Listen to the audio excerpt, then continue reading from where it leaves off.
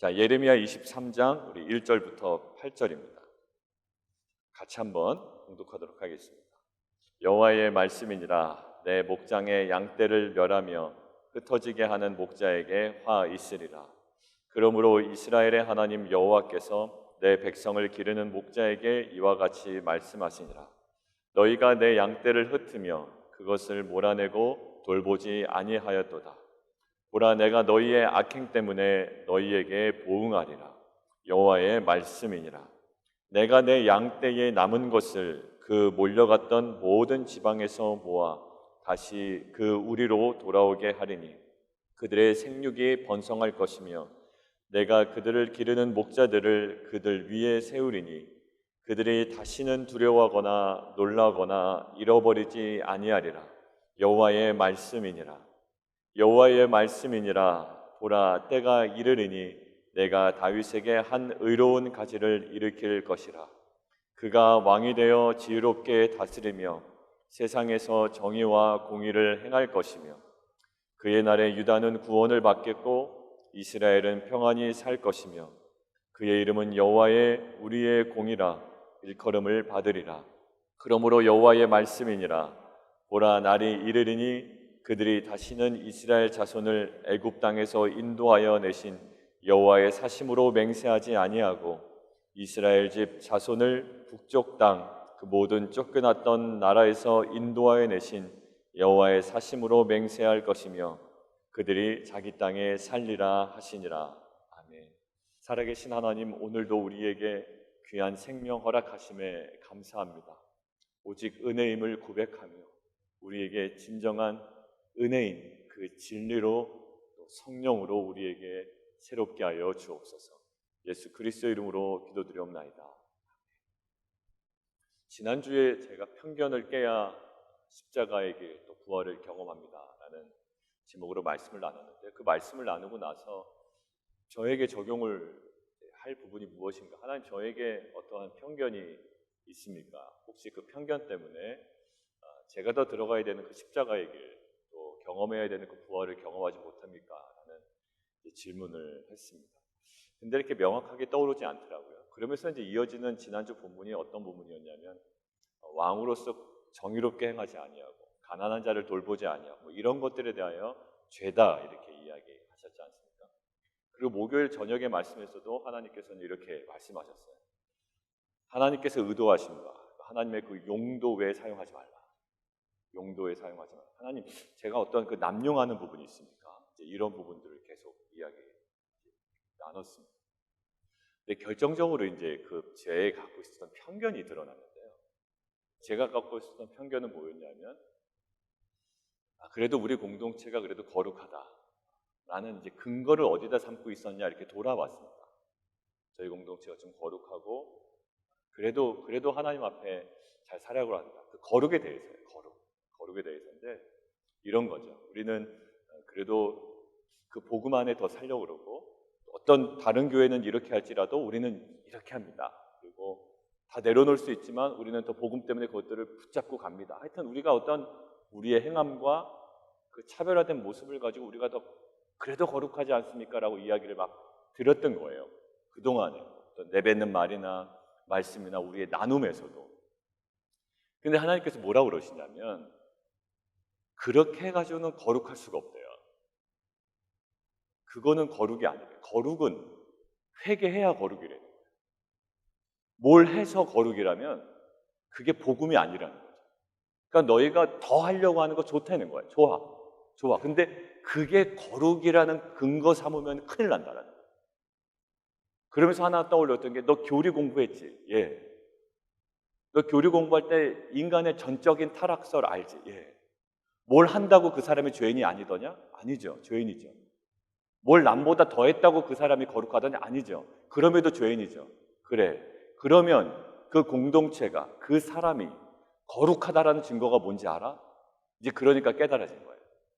거룩하다라는 것은 남보다 더 뛰어난 무엇인가를 더 해서도 아니고요. 또 십자가의 뭐 복음을 위해서 살아간다라는 어떤 그 행위도 아니었고요.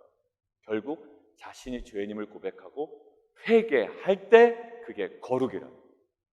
그러니까 회개가 사라졌으면 아무리 십자가의 복음입니다, 우리는 저런 교회와 다릅니다, 저런 사람과 다릅니다 라고 이야기해도 회개가 없으면 거룩이 아니라는, 그러니까 그게 저에게 주시는 깨기를 원하는 편견이었던, 좀 그런 모습이 있지 않습니까? 저희가 다르고 그러려고 더 노력하고 애쓰면 참 좋아요.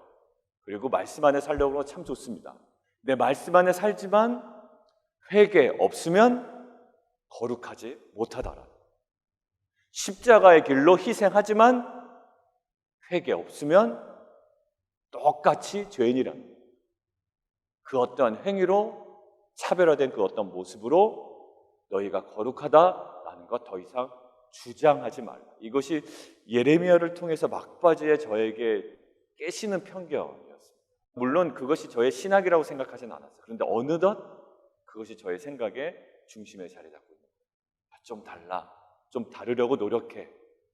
근데 그래봤자 회개하지 않으면 거룩하지 못하다. 우리 공동체가 다시 한번 하나님께서 원하시는 그 용도의 사용 금지라고 하는 것은 어떤 권력의 남용이나 어떤 그 모든 것들은 아니었고요. 본질적인 거룩의 문제였습니다. 그 용도에서 벗어나면 거룩하지 못함이라고 목요일날 나눴잖아요. 그 모습을 저희가 더욱더 포커스해서 하나님께서 원하시는 거룩으로 나아가는 공동체가 되었으면 좋겠습니다. 자, 오늘 본문 보시면 세 가지 실패 모습이 저는 묵상이 됐습니다. 세 가지 실패 모습. 첫 번째 실패 모습은 목자의 실패예요. 목자의 실패. 1절부터 2절인데요. 그 목자가 잘못했어요. 목장의 양떼를 멸하고 흩어지게 했습니다. 그런데 하나님께서 마음 두셨던 어떤 표현이 있는 것 같아요. 내 목장의 양떼. 2절이요. 내 백성. 그리고 2절 후반부. 내 양떼.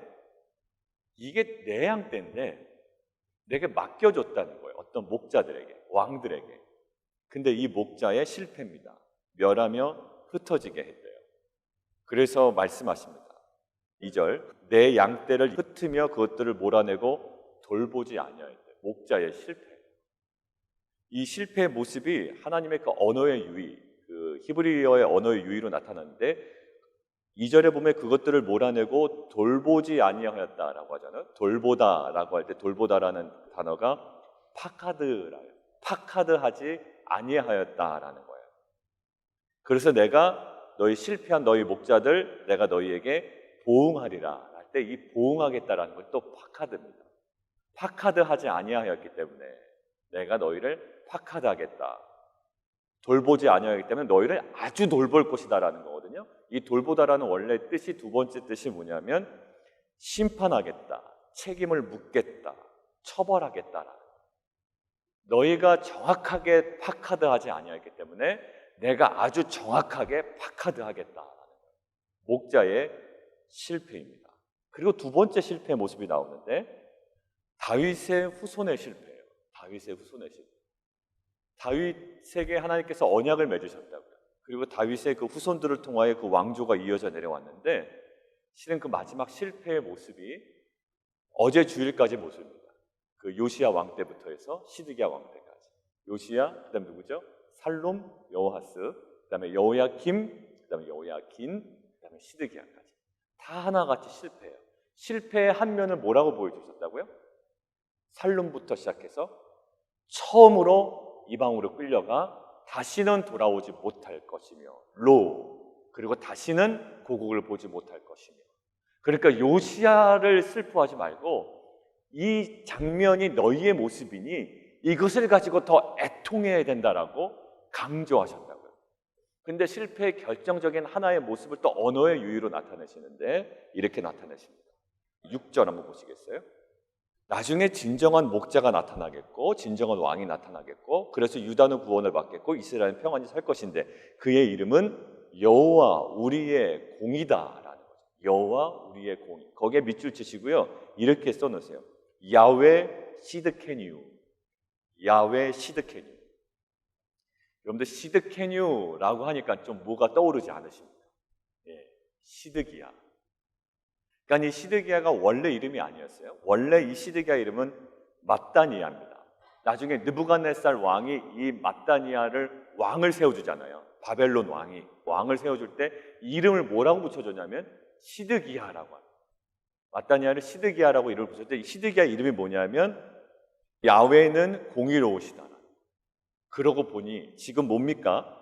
여호와 우리의 공의다라는 이 이름과 동일한 이름 아니에요. 근데 실은 이러한 시드기야, 야훼는 공의로우시다라는 이름으로 불릴 만한 사람이 아니었습니다. 결국 이 시드기야가 이름에 어울리지 않는 실패의 마지막 왕임을 나타내고 있습니다. 두 번째 실패였죠. 세 번째 실패. 7절입니다. 7절이 출애굽이 얼마나 위대한 하나님의 구원의 역사입니까? 그런데 이 구원의 역사가 무색해질 정도로 지금 쫓겨나고 있는 거예요. 그 땅에서. 애굽에서, 출애굽해서 이 광야를 거쳐 약속의 땅 가나안에 입성했는데 어느덧 그 약속의 땅에서 쫓겨가 바벨론으로 지금 가 있는 거예요. 출애굽을 경험하고 광야를 거쳐 약속의 땅에서 살다가 이제 완전 다시 바벨론으로 돌아간 겁니다. 자, 세 번째 실패예요. 출애굽의 실패. 근데 여기서 끝나는 게 아니에요. 오늘 주목하는 게 3절, 4절의 첫 주어입니다. 거기 한번 동그라미 치시겠어요? 내가, 그리고 4절의 초반부에 내가. 그랬어요. 이 실패를 경험했어요. 목자 때문에. 그리고 이스라엘 왕 다윗의 후손의 어떤 그 왕들 때문에. 그리고 출애굽의 그 이후에 어떤 그 실패를 경험했다고. 그러나 내가, 여러분들 목자, 그 다음에 이스라엘 다윗의 자손의 그 후손들의 왕, 사람들이죠. 사람들은 실은 불완전해요. 목자들 불완전합니다. 그리고 사람들이 모임 조직 불완전해요. 그 다음에 사람들이 조직한 단체 아주 불완전합니다. 사람들이 모인 가정 말할 것도 없어요. 각자 가정 보시면 되잖아요. 그리고 사람들이 모인 교회, 아무리 예수 그리스도를 머리 대신 우리가 인정하지만 사람들이 모인 교회 공동체 여전히 불안정합니다. 그동안의 실패도 경험해요. 지금 가정에서의 실패, 교회 공동체에서의 실패, 조직에서의 실패, 어떤 단체에서의 실패, 또 개인적인 실패를 경험해요. 야, 저 사람 참 소망이 있다라고 생각했답니다. 교회 공동체에서. 근데 소망이었던 그 사람이 정말 공동체를 절망시키는 사람으로 완전 전락되는 거 실은 보기 쉽습니다. 그러면 어떻게 될까? 3절, 4절이에요. 내가 불완전 속에서 살아가는데 하나님이 회복의 주체가 되신다고 합니다. 하나님이 일하신대요. 하나님이 일하시는데 항상 기본은 뭐냐면 내 목자의 양떼, 내 백성 내 양떼. 3절 초반부에서도 내 양떼. 하나님의 그 소유권을 인정하시고 행하시는데 질문입니다. 하나님께서 이제 회복을 행하실 텐데 하나님이 회복을 행하실 때 그럼 하나님이 기분대로 행하실까? 하나님 마음대로 행하실까? 마음대로 실은 행하셔도 됩니다. 그런데 우리가 하나님의 마음대로 행하신다라고 하면 우리가 불안한 거예요. 왜냐하면 우리는 종잡을 수가 없거든요. 하나님을 알 여지가 없습니다. 하나님께서 우리 가정을 회복시킬 텐데, 나를 회복시킬 텐데, 우리 교회 공동체를 회복시킬 텐데, 나의 조직을 회복시킬 텐데, 이스라엘 민족을 회복시킬 텐데, 남유다를 회복시킬 텐데, 어떻게? 마음대로? 그럼 우리가 근거 삼을 것이 없잖아요. 그런데 오늘 본문을 통해서 하나님이 어떠한 방식으로 회복시킬 것인지에 대한 힌트가 있습니다. 자, 3절 보세요. 모든 지방에서 모아서 다시 원래 있었던 그 땅으로 돌아오게 할 거래요. 예, 거기까지 좋습니다. 근데 무엇을 근거로? 그들이 생육이 번성할 것이다. 여러분들 이 장면을 보면 어떠한 성경이 생각이 나죠? 창세기가 생각나죠. 아마 우리가 이 정도니 이스라엘 백성들은요, 당연히 그 모세오경 창세기 말씀이 생각이 났을 거예요. 무엇이 기억납니까? 창조 언약이 기억납니다. 창조 언약. 아, 하나님의 회복은 항상 언약에 근거한다는 거예요. 하나님의 천지를 만드실 때 이 천지를 향한 하나님의 계획이 있지 않습니까? 생육하고 번성하여 땅에 충만하라. 그것이 하나님의 계획이자 뜻이자 말씀이었습니다. 언약이었어요. 내가 이스라엘 백성을 회복시킬 텐데 무엇으로? 창조의 언약으로 회복시킬 것이다라는 거예요. 자, 두 번째, 아브라함의 언약이에요. 이 생육하고 번성할 것이다라는 건 아브라함에게도 말씀하셨고요. 그리고 노아에게도 말씀하셨습니다. 노아의 그 방주 사건 이후에 모든 것들을 멸하시잖아요. 하나님의 심판이 있지요. 하나님의 심판이 있지만 심판 이후에 회복시킬 때 노아에게 말씀하신 언약이 무슨 언약이었습니까? 그 창세기에 말씀하셨던 창조의 언약을 다시금 말씀하시면 노아와 언약을 다시 맺으시죠. 번성하게 할 것이다. 자, 그리고 5절 보십시오. 5절. 보라, 때가 이르러 내가 다윗에게 한 의로운 가지를 일으킬 것이라. 어떠한 것에 근거해 하나님께서 회복을 말씀하시죠? 새로운 왕을 말씀하시죠? 다윗의 언약입니다. 다윗의 언약이에요. 이 다윗의 언약을 가지고 하나님께서 이 후손들은 실패할지라도 우리가 지금 가시적으로 볼 수는 없지만 다윗의 후손들을 통하여 그 한 가지에서, 숨겨진 한 가지에서 진정한 메시아가 나올 것이라는 거예요. 무엇을 근거로? 다윗의 언약을 근거로. 내 왕조가 영원할 것이라고 그랬거든요. 근데 가시적으로는 왕조가 끊어졌습니다. 시드기야 때로부터 끊어졌다. 근데 모든 것들이 끊어지고 멸망하고 다 끝났다라고 생각할 때 하나님은 회복시키신대요. 무엇을 근거로? 다윗의 언약을 근거로. 자, 결론입니다. 여러분들 회복해야 되잖아요. 우리 공동체도 실은 하나님의 언약 가운데 있지만 사람은 불안정하기에 리더의 잘못으로, 또 어떠한 사람의 잘못으로, 또 다툼으로, 이견으로 불안전합니다. 우리는 끊임없이 회복하는 공동체가 되어야 할 줄 믿습니다. 우리 가정도 끊임없이 회복해야 되는 과정인 줄 믿습니다. 완벽한 가정은 없거든요. 뭐 목사 가정이라고 참 항상 좋겠다, 그렇지 않은 거 아시지 않습니까? 리더 가정이라고 항상 좋습니까? 뭐 장로님 가정이라고 훨씬 좋고 권사님 가정이라고 훨씬 좋습니다. 항상 끊임없이 회복되어야 되는 가정이에요. 그러나 회복의 근거를 어디다 두어야 될 것입니까? 오늘 본문은 말씀합니다. 창조의 언약, 아브라함의 언약, 노아의 언약, 다윗의 언약을 근거로 하나님은 회복시키시는 거예요. 그렇다면 회복을 꿈꾸는 우리 공동체, 우리 가정, 우리 개인은 무엇에 더 집중해야 될까요? 우리에게 말씀하신 그 언약, 우리 교회를 세우신 그 언약, 빛과 소금, 그리고 우리 믿는 자들에게 주시는 그 구원에 대한 언약, 그 약속의 말씀을 붙잡고 나아갈 때 진정한 하나님께서 베푸시는 그 회복의 은혜를 경험할 줄 믿습니다. 함께 기도하겠습니다. 살아계신 하나님, 우리의 인생은 날마다 회복을 경험해야 하는 불완전한 인생임을 고백합니다. 그러나 우리가 회복의 근거 삼기를 원하는 것은 하나님께서 우리의 인생 가운데 어떠한 다른 것이 아니라 언약의 말씀, 약속의 말씀을 가지고 우리 가운데 회복을 허락하시는 줄 믿습니다. 오늘도 우리의 가정과 개인에게 허락하신 약속의 말씀을 붙들고 하나님께서 행하시는 회복을 경험하는 귀한 공동체와 가정되게 도와 주시옵소서. 하나님, 여러 가지 사업 문제로, 또 이사 문제로, 또 건강의 문제로, 하나님 개인의 가정의 문제로, 또 관계적인 어려움으로 하나님 앞으로의 진로의 문제를 가지고 또 기도하는 가정들이 있습니다. 하나님, 정말 말씀으로 또 기도 가운데 주의 마음을 부어주셔서 확신 가운데 결정하고 또 믿음으로 그 길을 걸으며 주님께서 인도하시는 그 길에 하나님 감사함으로 서 있는 귀한 공동체 될 수 있도록 인도하여 주시옵소서. 감사드리며 예수 그리스도의 이름으로 기도드리옵나이다.